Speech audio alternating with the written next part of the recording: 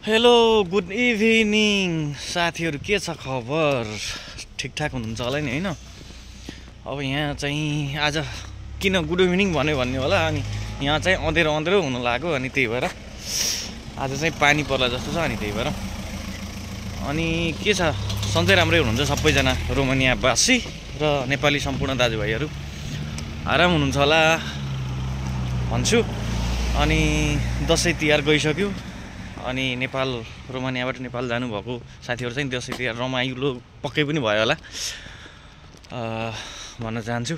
अनि रोमानिया बस्ने साथीहरू कसैको छुट्टी लिएर पनि रमाइलो गर्नुभयो होला, कसैको चाहिँ ड्युटी नै थियो होला, हाम्रो पनि ड्युटी नै थियो।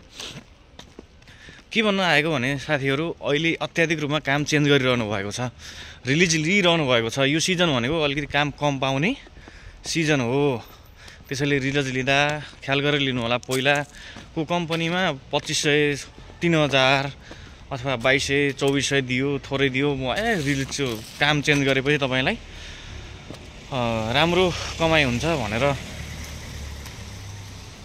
त्यो गरिरहनु भएको छ भने यो चाहिँ तपाईँका लागि यो घातक हुनसक्छ। यो समय भनेको खासै राम्रो काम नपाइने, अनि नबुझिकन त्यत्तिकै हच्चुवाको तालमा लिनुभयो भने तपाईँ अहिले डकुमेन्ट बिन भएर धेरैजनाको डकुमेन्ट नबनेको भनेर गुनासो आइसकेको छ, आइरहेको छ। तपाईँ पनि त्यसमध्ये पर्नुहुन्छ कि भन्ने चाहिँ मलाई लागिरहेको छ। त्यही भएर यो सचेतनाका लागि यो भिडियो बनाइरहेको छु। कृपया सबैले काम चेन्ज गर्दा ध्यान दिएर राम्रोसँग काम चेन्ज गर्नु होला भन्न चाहन्छु। यसको लागि मात्रै हो मैले भिडियो बनाएको, अरू अन्यथा केही पनि होइन।